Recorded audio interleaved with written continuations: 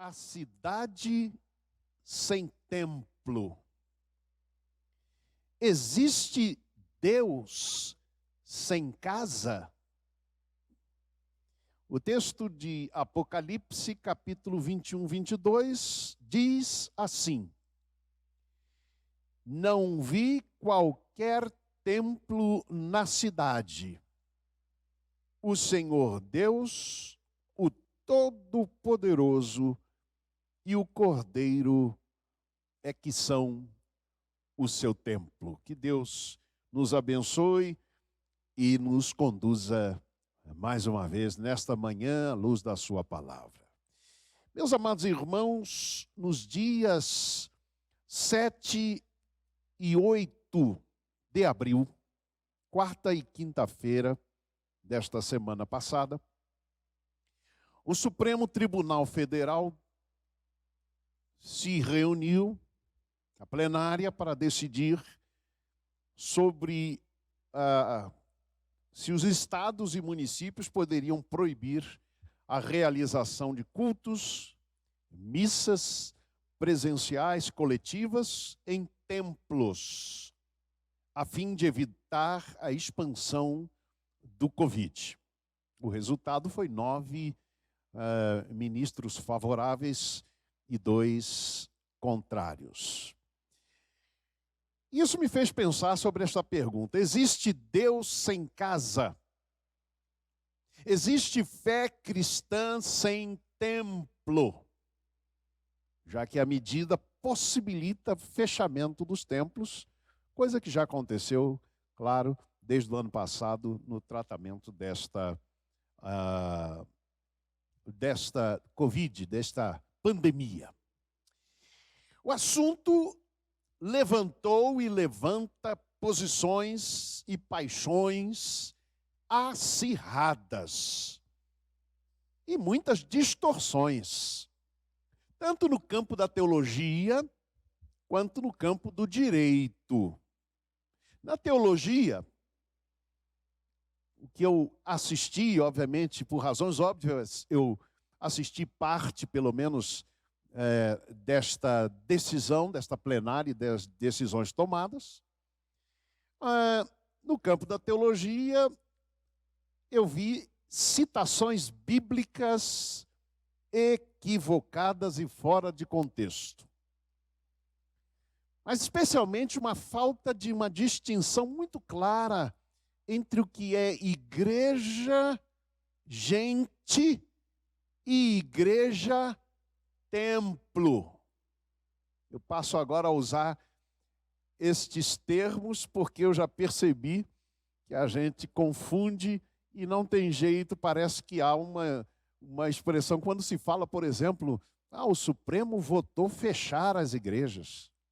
Não, não foi isso.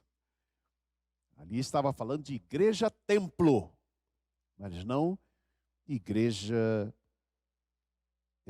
gente. No campo do direito, e aqui eu falo absolutamente como leigo, mas eu vi claramente uma confusão entre proibir a realização de cultos e cercear a liberdade religiosa, que é algo que está muito claro na Constituição. É a liberdade da crença, de culto e de organização religiosa. Eu queria destacar especialmente que liberdade de culto, liberdade religiosa, não deve ser confundida com liberdade cristã. Porque o que eu vi foi uma discussão em torno da liberdade das igrejas cristãs. Mas a liberdade religiosa não se restringe à liberdade das igrejas cristãs. Essa observação também é importante porque também faz parte dessa confusão que houve ali. Ou seja, muitos dos posicionamentos foram fundamentados e baseados em premissas falsas, tanto do ponto de vista da teologia, como também do objeto que se estava ali discutindo. Não se estava discutindo ali liberdade religiosa, obviamente. Citando o texto de Atos, capítulo 2, verso 46, que narra os primeiros momentos da igreja cristã, e eu cito aqui o texto bíblico, diz: e perseverando unânimes todos os dias, no templo, e partindo o pão em casa, comiam com alegria e singeleza de coração. Um certo orador afirmou em sua sustentação oral nessa plenária: não há cristianismo sem a casa de Deus e sem o dia do Senhor. Isso me motivou a pensar em todo esse debate nesta manhã. Porque o texto lido e citado, me parecia que a gente estava num debate teológico, bíblico-teológico ali. O texto bíblico fala do templo judaico. Quando diz a Bíblia, e perseverando unânimes todos os dias no templo, era o templo judaico. O templo cristão, o primeiro templo cristão, data de 230 depois de Cristo, terceiro século, portanto. Mas o que os apóstolos faziam no templo?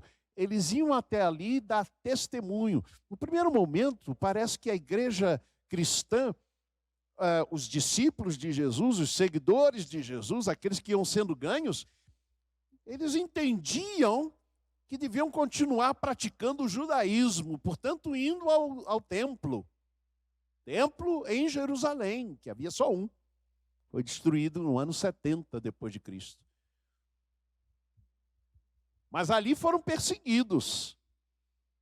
E restou-lhes apenas de casa em casa. Por isso que Paulo, ao escrever aos Romanos, ele diz, ou outras cartas também, saúdo a igreja que está na casa de fulano de tal. Eu repito, o primeiro templo cristão só apareceu no terceiro século depois de Cristo. Até aí, eles se reuniam nas casas, nas moradias. E o texto também lido não fala só do domingo. Diz que eles perseveravam unânimes todos os dias. Assim era a igreja cristã no primeiro tempo. Mas o que nos interessa aqui não é entrar no debate, não é entrar na discussão. Eu fico triste de ouvir certas linhas de interpretação do tempo que estamos vivendo, como se houvesse aí uma conspiração. Não vejo, sinceramente, nada disso. Eu vejo posições radicais sendo tomadas, dividindo a igreja do Senhor, inclusive. Dividindo a população, quando a gente devia estar unido para lutar contra um inimigo único que se chama coronavírus. Este era o tempo de união, não de divisão. Mas eu quero, nesta manhã, tentar responder estas duas perguntas, tendo em vista o orador que mencionei ter dito: não há cristianismo sem a casa de Deus e sem o dia do Senhor. E eu quero pensar sobre esse tema, templo, igreja. Existe Deus sem casa? É a pergunta que veio à minha mente enquanto ouvia as discussões. Existe fé cristã sem templo? Será que é possível? Eu quero pensar com vocês, em primeiro lugar, nesta manhã, sobre a afirmação de Estevão quando estava sendo apedrejado e morto. O Altíssimo não habita em templos feitos por mãos humanas. Esta foi a expressão de Estevão.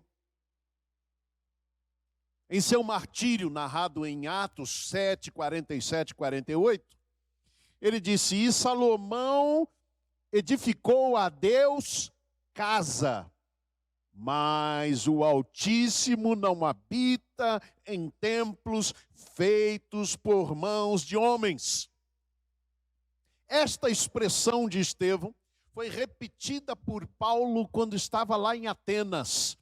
E ao fazer o seu famoso sermão ou discurso ao Deus desconhecido, ele disse: o Deus que fez o mundo e tudo que nele há, sendo Senhor do céu e da terra, não habita em templos feitos por mãos de homens. Mas não, pastor, então o que é casa de Deus? Se Deus não habita em templos feitos por mãos de homens, onde é que ele habita então? Está só lá no céu distante?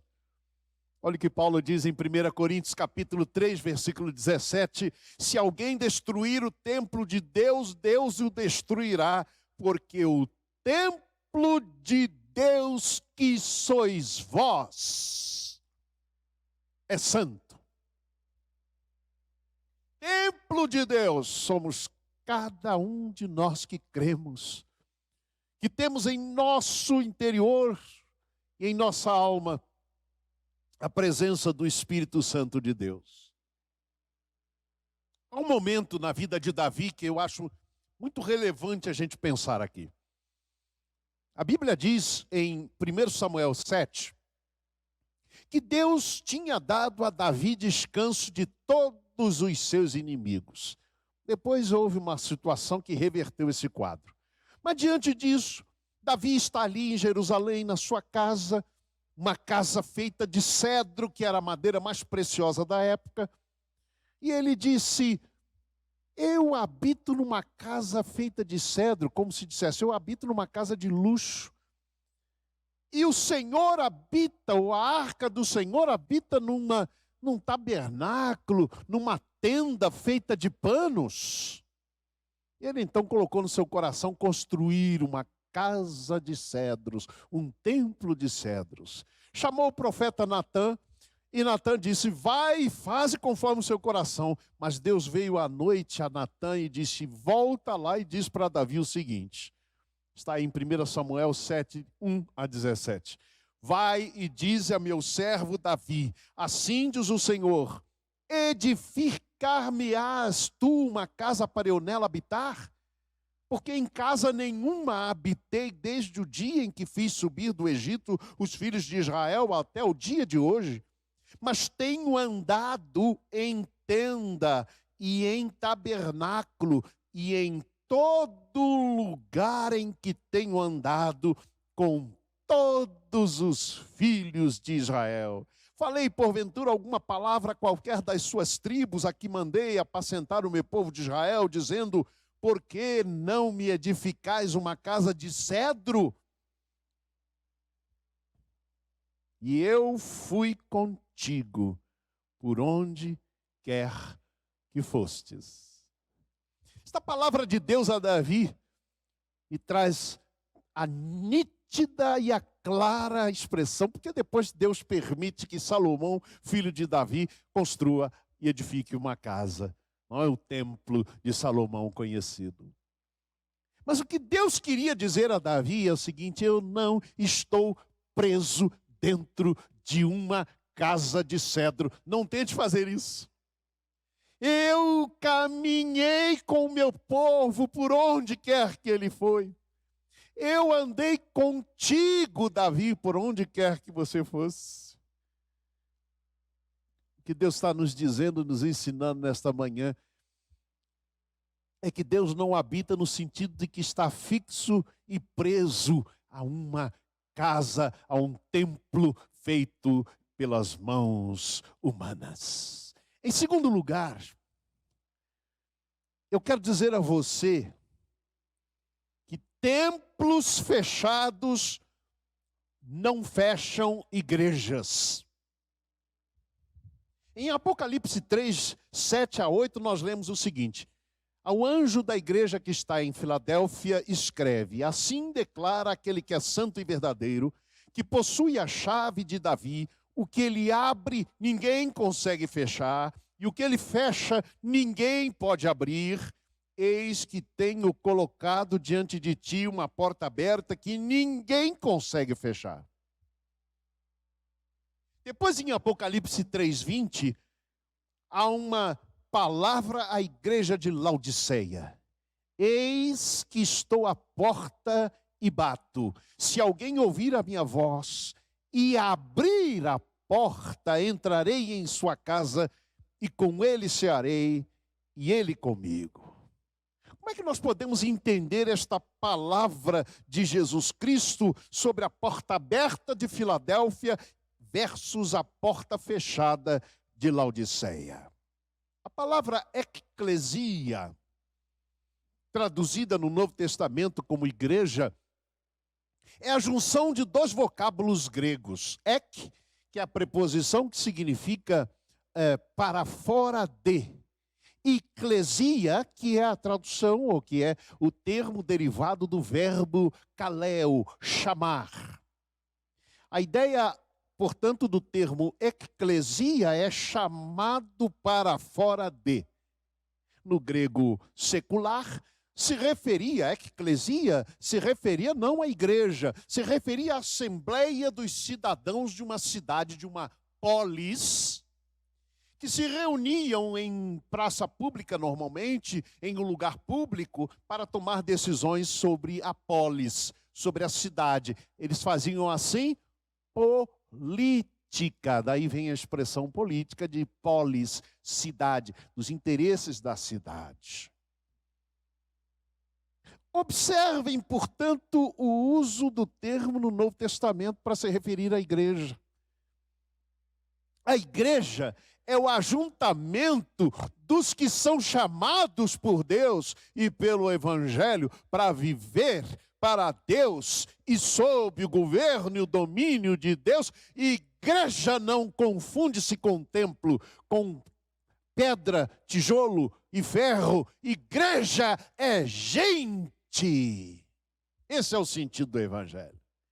Isso quer dizer que o prédio pode fechar as suas portas e ele invariavelmente fecha quando, por exemplo, não há atividades na igreja. Entretanto, ele não fecha entretanto, a igreja não fecha enquanto há um membro vivo e ativo na obra do Senhor. Laodiceia, aparentemente, tinha o seu local de reuniões de portas abertas, porque de Laodiceia não se diz que eles sofriam perseguição. Se diz, pelo contrário, que Laodiceia dizia de si mesma, o próprio Jesus diz: eis que dizes, rica estou e de nada tenho falta. E Jesus disse: ó, és miserável, pobre, cego e nu, eis que estou à porta e bato. Laodiceia tinha a porta do seu local de reuniões aberta, porque não sofria perseguições. Não há menção disso. Mas Laodiceia tinha a porta espiritual fechada para Jesus. Autossuficiente. Achava que não precisava sequer de Jesus. Rica estou e de nada tenho falta. Jesus estava do lado de fora de Laodiceia. Eis que estou à porta e bato. Filadélfia era uma igreja de pouca força, como a Bíblia diz, mas que a Bíblia diz, guardou a palavra de Jesus, não negou o seu nome. Filadélfia enfrentou perseguição como as várias outras igrejas do Apocalipse. Essa era uma igreja talvez vivendo a perseguição de forma a ter que fechar as portas físicas do seu local de reuniões e até se esconder. Mas esta é uma igreja sobre a qual Jesus diz, vale a pena repetir: ao anjo da igreja em Filadélfia escreve assim, declara: aquele que é santo e verdadeiro, que possui a chave de Davi, o que ele abre ninguém consegue fechar, o que ele fecha ninguém pode abrir. Eis que tenho colocado diante de ti uma porta aberta, ninguém poderá fechá-la. Irmãos, os templos podem até fechar as portas. A igreja do Senhor, que está alicerçada no Senhor, jamais terá as suas portas espirituais fechadas. Uma certa comentarista sobre essa discussão ali no Supremo descreveu o seguinte: para que cada pessoa possa exercer com liberdade a sua crença, a sua fé, é imprescindível que existam pessoas para crer. A vida antecede a crença. Isso me leva ao terceiro aspecto que eu quero tratar com vocês nesta manhã. A vida é mais importante do que o templo. Observem mais uma vez. Não estou dizendo que a vida é mais importante do que a igreja do Senhor, a igreja gente. Estou dizendo que a vida é mais importante que o templo, que a igreja templo. No início de março de 2020, uma igreja evangélica pentecostal do norte da França, ela foi identificada como uma importante fonte de contaminação pelo coronavírus. O Covid-19 se espalhou do norte da França para Córcega e Guiana Francesa, depois que preste bem atenção nesses números, mais de 2.000 pessoas se reuniram no templo desta igreja no final de fevereiro, como parte de uma semana de jejum e oração. Cerca de 2.000 pessoas ficaram uma semana dentro da igreja. Quando a pandemia já começava a circular, lá na França já estava circulando, já havia proibição de reuniões presenciais, coletivas, de aglomeração, mas eles se reuniram para orar. Jejum e oração uma semana. Sabe o que aconteceu, irmãos? Dezenas foram infectados, inclusive o pastor, além de 20 membros de sua família, dentre eles o filho médico de 33 anos. Essa igreja que se recusava a suspender as atividades passou, depois disso, a realizar cultos apenas online. Sabe qual é o nome dessa igreja? Igreja Cristã de Porta Aberta. Se você entrar hoje lá no site desta igreja, você vai ver que para ir ao culto, você precisa se inscrever, porque é um número limitado. Martinho Lutero escreveu em 1527, quando havia uma peste na cidade de Wittenberg, onde surgiu a reforma protestante, ele escreveu algo precioso. Ele disse: se Deus envia pragas mortais, eu quero pedir a Deus graça e que Ele ponha fim à praga. E aí ele continua: mas depois disso, depois de orar, eu quero pulverizar e ventilar a minha casa, dar e tomar remédios, evitar lugares onde não sou necessário, para não contaminar e contagiar os outros e me tornar causa de morte para eles por minha negligência.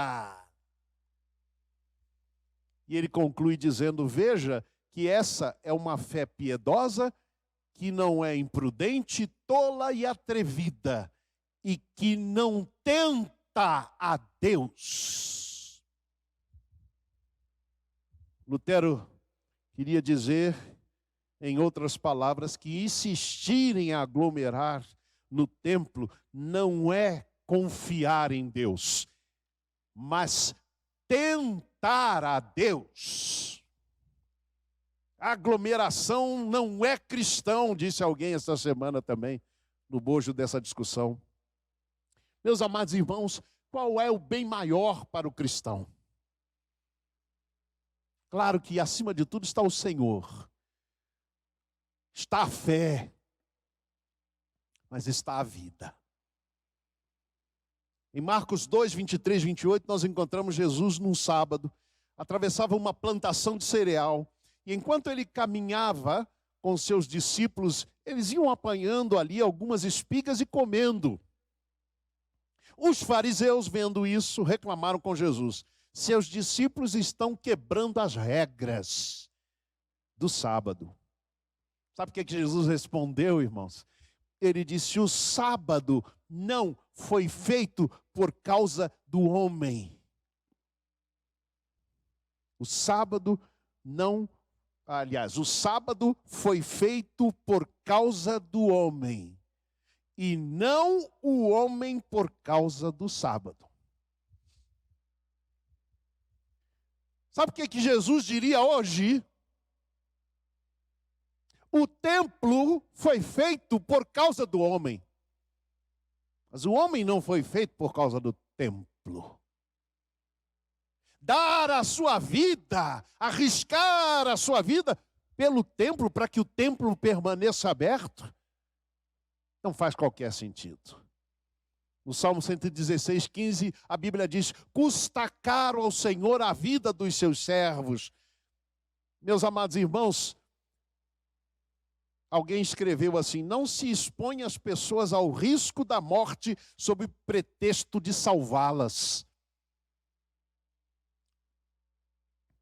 E eu pensei na seguinte expressão, baseada nesta ideia: não se expõe os corpos e as vidas das pessoas ao risco da morte sobre o pretexto de salvar as suas almas. Não faz sentido. Em Lucas 9, 51, 56, após os discípulos tentarem pousada para Jesus numa aldeia de samaritanos, quando ele seguia para Jerusalém, a sua última ida a Jerusalém antes da sua morte, os discípulos foram rejeitados. E os discípulos ficaram fulos da vida, irritados, e disseram a Jesus: Senhor, quer que peçamos que desça fogo do céu e os consuma, como Elias fez? Sabe o que Jesus respondeu, gente? Ele disse: vós não sabeis de que espírito sois. O Filho do Homem não veio, não é o seu objetivo, não é a sua missão, ele não veio para destruir as vidas dos seres humanos. Ele veio para salvá-las. Coisa linda, irmãos, este texto de Jesus é um salva-vidas, não um salva-templos. Quarto e último lugar. O templo é meio e não fim. Talvez você esteja se perguntando: pastor, mas com sua argumentação e sua pregação, o senhor está dizendo então, para que ter templo? Por que a Igreja da Graça tem esse ambiente acolhedor e confortável? Por que cuidar de templo? Para que ter templo então? Porque templo é meio, mas não é fim. Em 1 Reis 6, 11 a 14 e no versículo 19, a palavra do Senhor vem agora a Salomão, dizendo: quanto a esta casa que tu estás edificando, habitarei no meio dos filhos de Israel e não desampararei o meu povo. Salomão então edificou a casa e a acabou.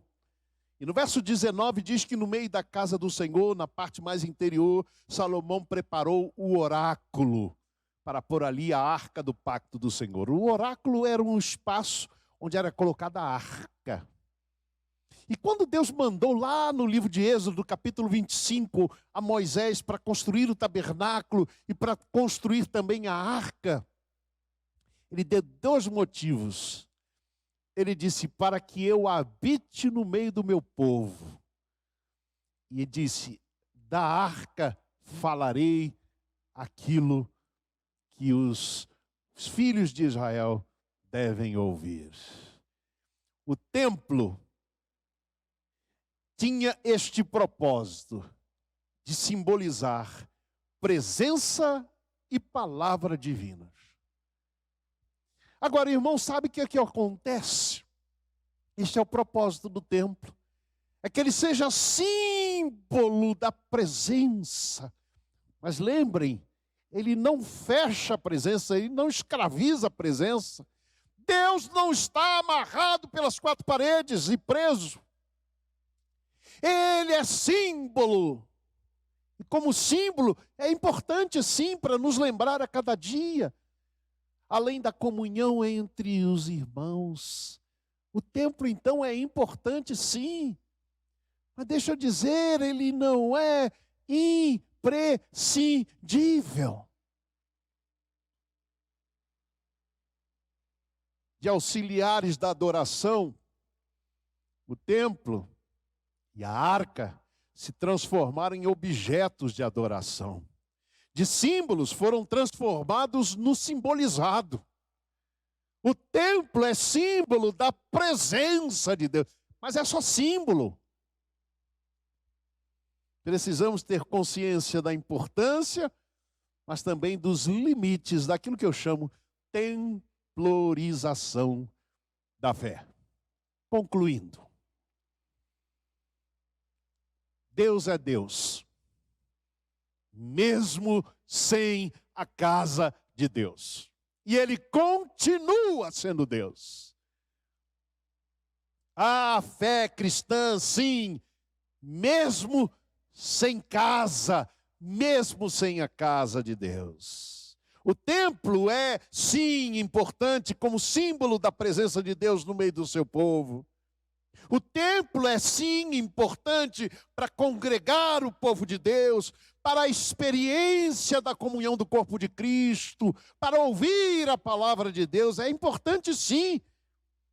Mas a vida precede o templo. Templos não vão para o céu. Pessoas, sim. Sobre a Jerusalém celestial. João, no isolamento da ilha de Patmos, e vendo a Jerusalém celestial, a cidade santa que descia da parte de Deus, ele disse: nela não vi templo algum, porque o Senhor Deus, o Todo-Poderoso, e o Cordeiro é que são o seu templo. Ah, meus irmãos, que a gente possa valorizar sim o templo, mas que a gente não viva uma fé templocêntrica apenas, que a gente viva uma fé debaixo da cobertura espiritual do Senhor Deus e do Cordeiro. Eles é que são o nosso templo, para abrigar nós, que somos nós, templo do Espírito Santo de Deus. Que Ele, portanto, nos abençoe nesta manhã.